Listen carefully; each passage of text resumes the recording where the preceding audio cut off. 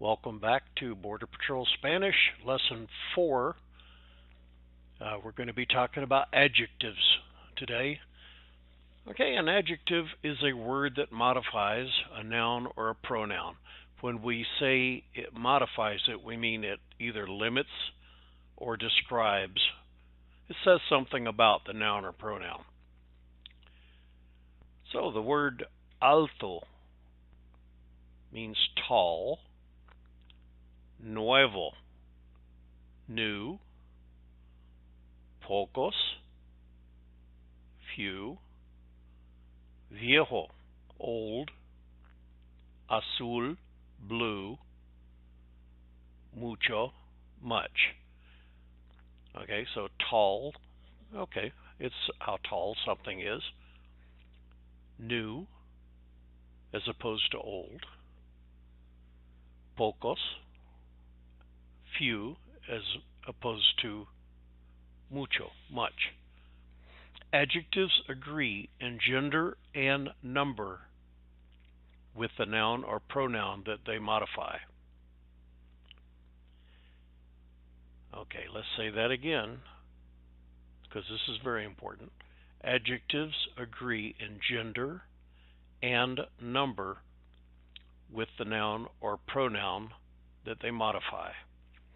Adjectives form their plurals in the same manner as nouns.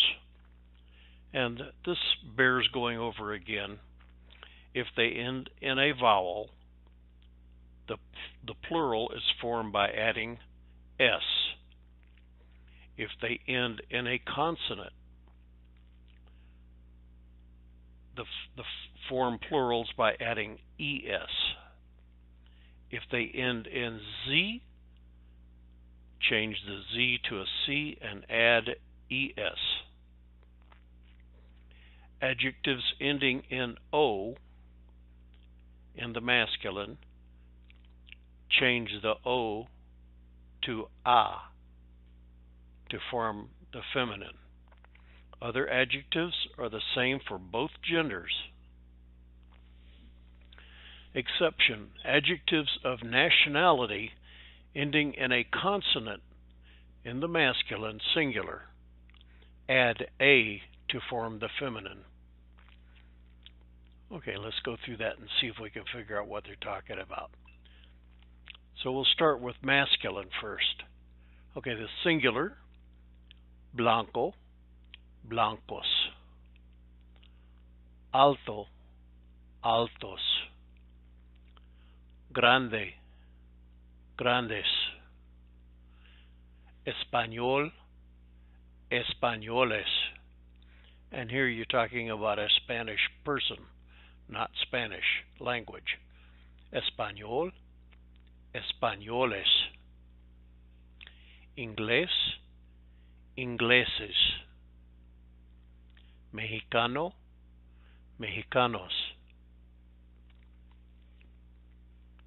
Okay, now we're changing it to describe a feminine noun or pronoun.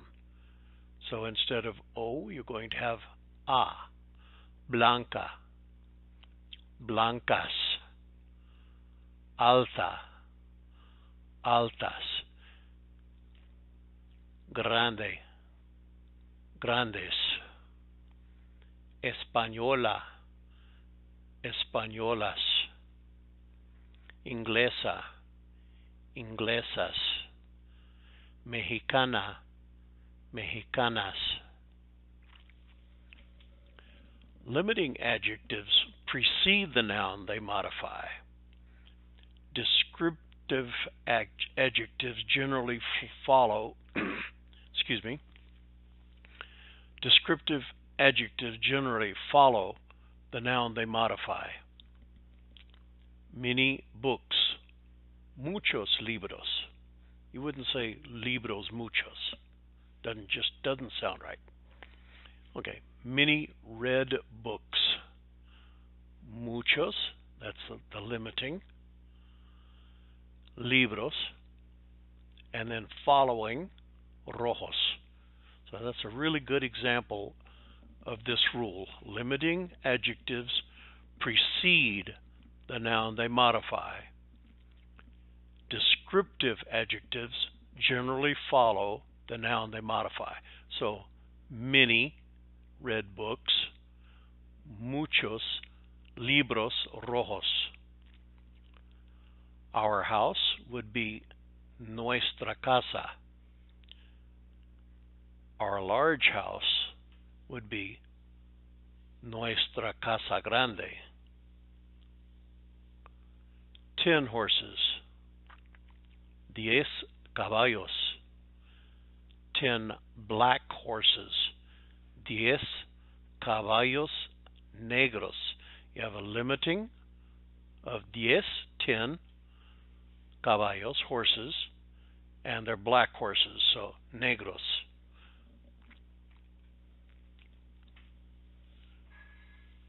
Okay, we're going to talk a lot more about adjectives in the future.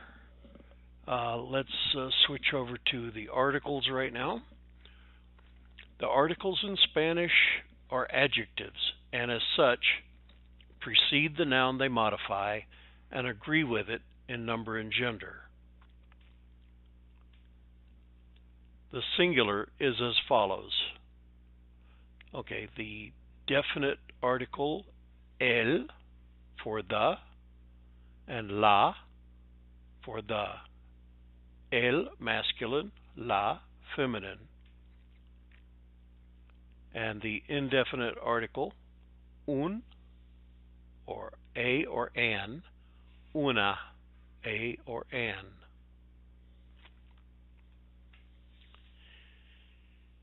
In the plural, the definite article has the following forms agreeing with the nouns which they accompany. There are no plural indefinite articles. So masculine would be los, the plural, whatever it is, and feminine las, the plural, whatever it happens to be. Note, unos and unas, meaning some, are not considered to be indefinite articles. Now this sounds a little weird, a little squirrely to you right now. It will all snap into place, I promise. Masculine nouns require a masculine article. Feminine nouns require a feminine article. So you have el hombre, the man. La muchacha, the girl. And plural, los hombres, the men. Las muchachas, the girls. Un pasaporte. Remember, un is the indefinite article.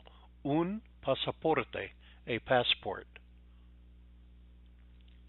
Una mesa, a table. Okay, here's the exception to the rule. Feminine nouns beginning with stressed a or ha take el in the singular instead of la when the article immediately precedes. El here is of different origin from the masculine article of the same form, and its use does not by any means change the gender of the noun. Thus, el agua, the water. El hacha, see the H-A? El hacha, the axe. El acta de nacimiento, the birth certificate.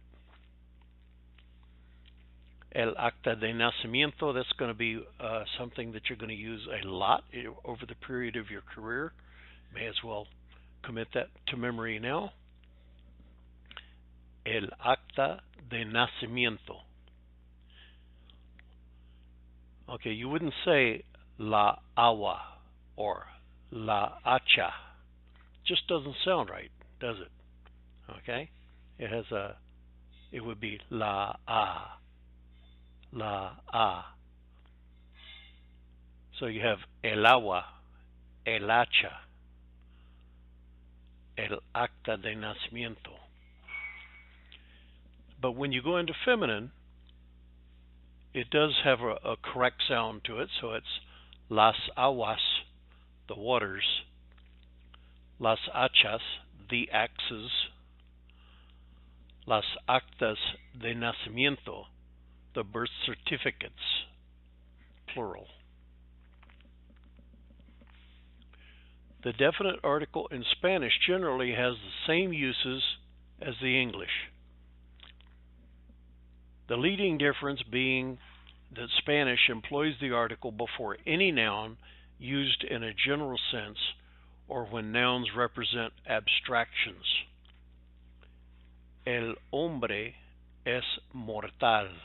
Man is mortal. El tiempo es precioso. Time is precious. So you're expressing abstract ideas there, mortal and precious. Okay, moving into verbs. We're just going to briefly go over verbs right here, but you're going to just have to trust me on this. Verbs are the actual meat of Spanish. Okay? If a noun is worth a point, then a verb is worth 10 points. So that's just the way that goes. Very important. You must learn all of your conjugations, irregular verbs, regular verbs. It's just so important, I just can't overemphasize it. Okay, a verb is a word that shows action, being, or state of being. So here we have John writes a letter, write being the verb, and it shows action. John is a boy. The verb is, and it indicates being. John is sick.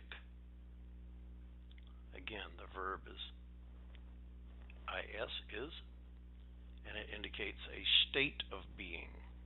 A state of being you can think of as something that is temporary or changeable. The fact that John is a boy indicates being.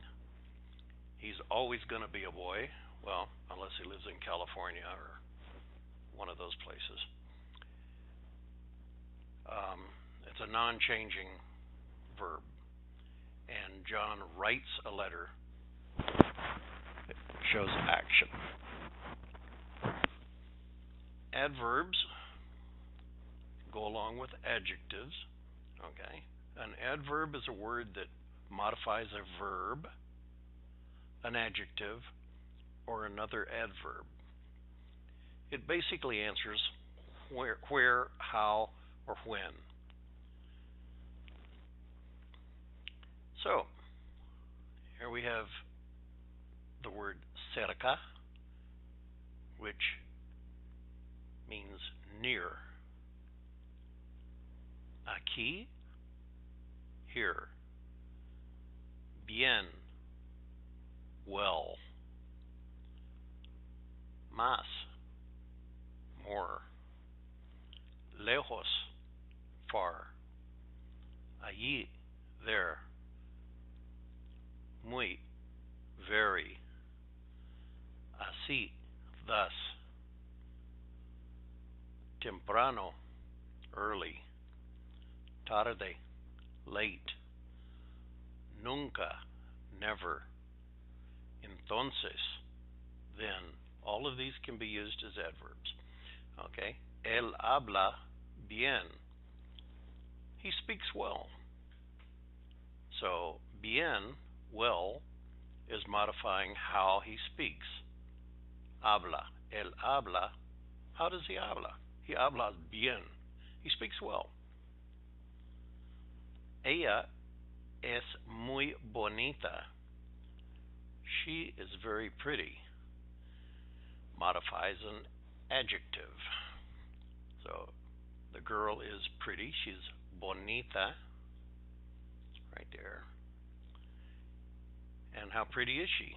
Is she a little bit pretty? Nah, she's muy bonita. So your adverb is modifying your adjective. Ellos hablan muy bien. They speak very well. So your adverb is modifying an adverb. How do they speak? They speak well. Do they speak a little bit well? Nah, they speak muy bien, very well. Okay, adverbs are often formed by adding mente to the feminine singular form of the adjective. So if you have an adjective, say the adjective is lento, which means slow, first thing you do is drop that O, change it to an A to make it feminine, and you have lenta, slow. To make it slowly, you add ment, so you have lentamente. Okay, and you might want to learn this word in advance of getting into the vocabulary as well, because you're probably going to want to tell some of your customers from time to time, habla más lentamente, speak more slowly. Rápida. Okay, rápido would be the masculine form. You drop the O, add an A, change it to feminine form, rápida, and add mente, rápidamente, rapidly. Feliz, happy. Felizmente, happily. You see, it doesn't end on an O or an A, so you just add the mente. And triste, sad, tristemente, sadly. Many times an adverbial phrase is used instead of the adverb. So finalmente would be your adverb. You might change it to an adverbial phrase like al fin or por fin, which means finally or at last. Finalmente, finally. Al fin, finally. Ciertamente, which means certainly, you can change to por cierto. Por cierto. Claramente, when you ask that person to habla más lentamente, you might also add y claramente. Clearly. Habla más lentamente y claramente. Speak more slowly and clearly. Or you can change it to the adverbial phrase con claridad. Con claridad. Fácilmente. Easily. Con facilidad. Con facilidad. When two or more adverbs occur in a series, only the last receives the termination mente. The other assuming the form they would have it if mente were to be added. So I'm going to have to go back and correct my previous statement where I said habla más lentamente y claramente. Actually, there's nothing wrong with really saying that. It'll work. They'll understand what you mean. But here you have él habla lenta y claramente. So he speaks slowly and clearly. Prepositions.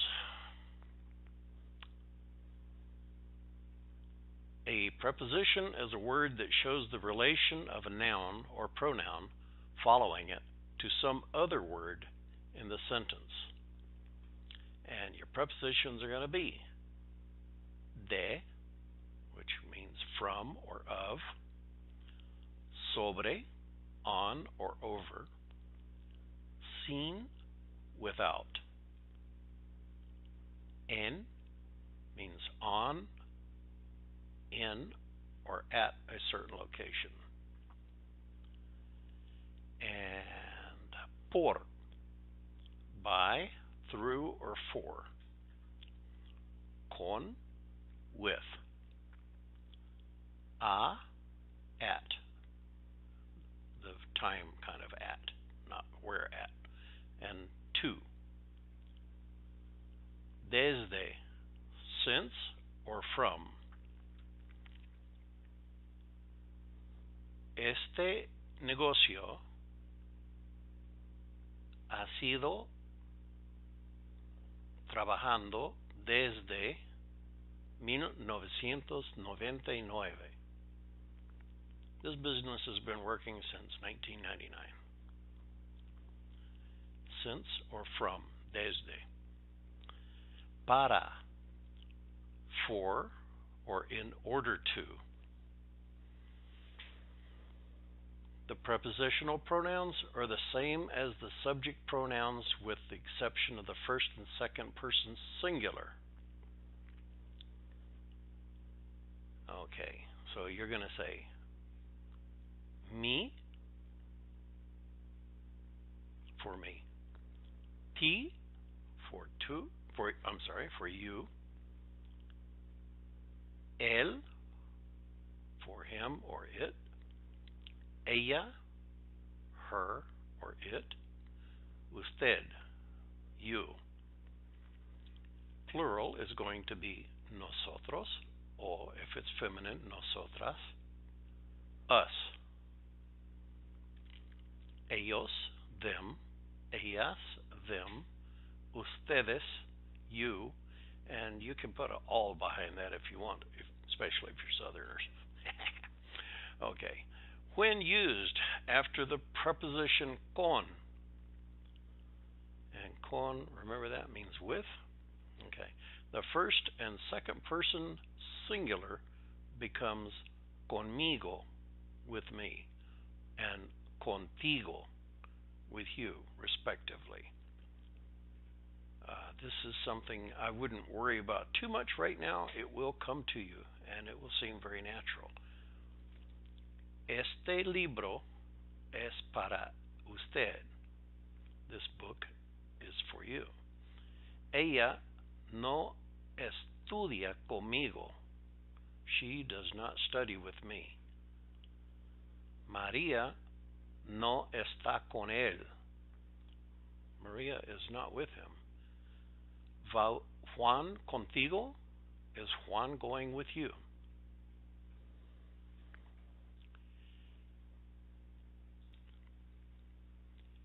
In Spanish, the masculine singular definite article el contracts with the prepositions a and de, respectively.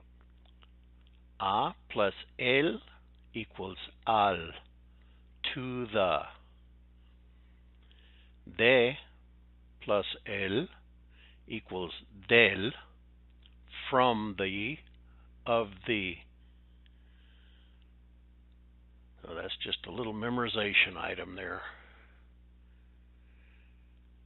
This contraction does not occur with the feminine definite article la or las, nor with the masculine plural definite article los. The word él, meaning he, does not contract with the above prepositions. So it's the article meaning the, not he. Okay. Certain Spanish nouns call for a definite article not normally used in English when they are governed by the prepositions a, de, or en, respectively.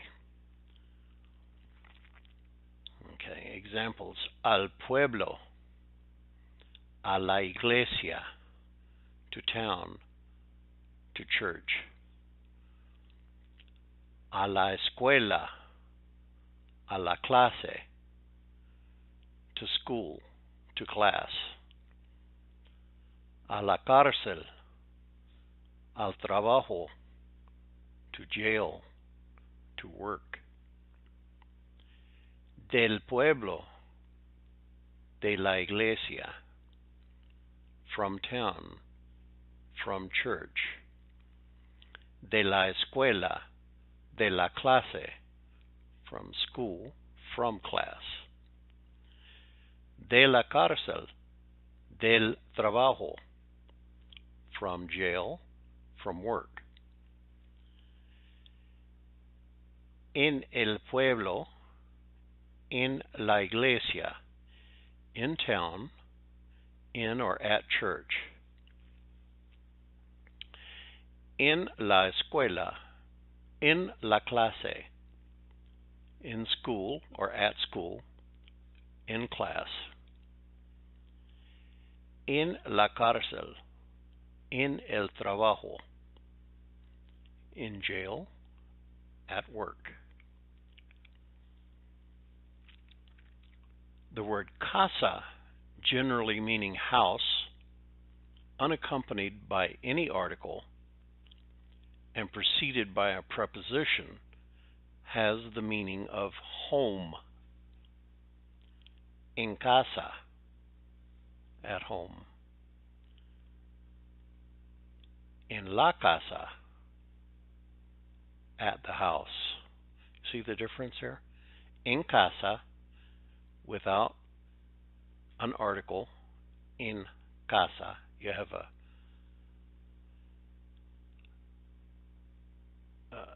en and a casa,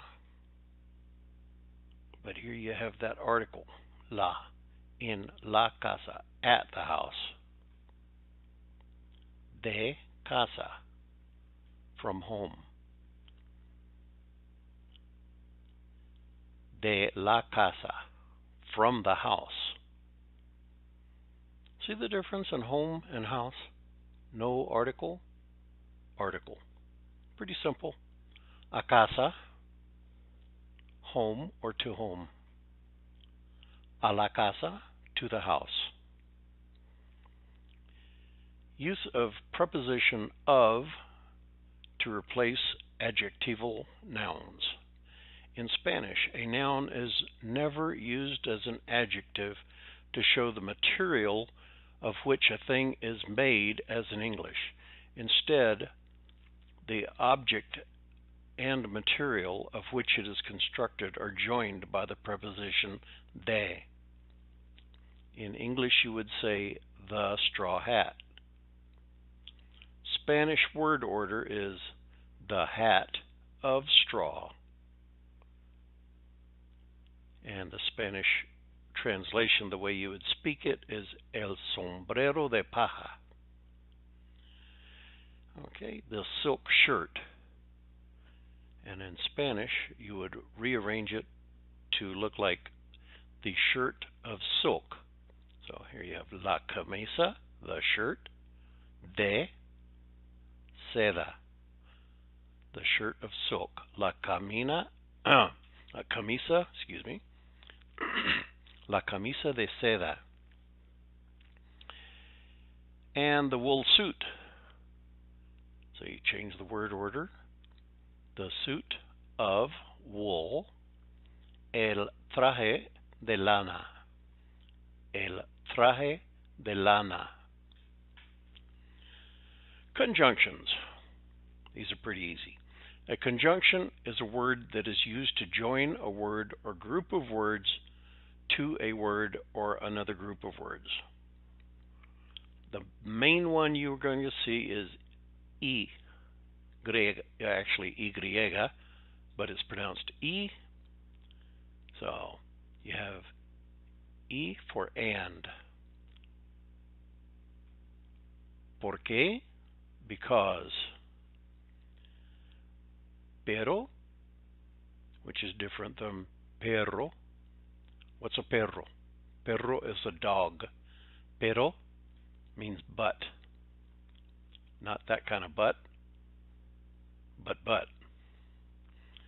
Sí also means yes, if it's, I think if it's not accented, I can't recall just this second.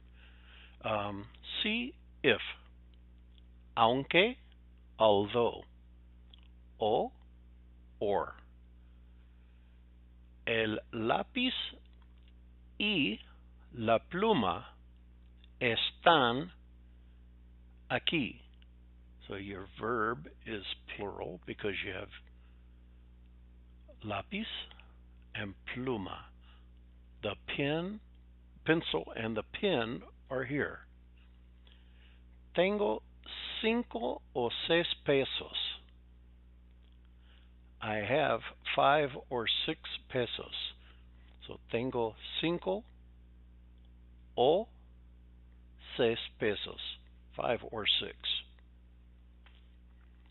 Interjections. An interjection is a word that expresses strong or sudden feeling. Que lástima. And you'll hear this frequently. Que lástima. What a pity. Que bonito. How pretty. And that's going to conclude today's lesson. It got kind of stretched out here. Hope it's not too much for you guys in one sitting. But go back over this. Pay attention, study, repeat. Remember, repetition is the key to learning Spanish. Es todo. Gracias.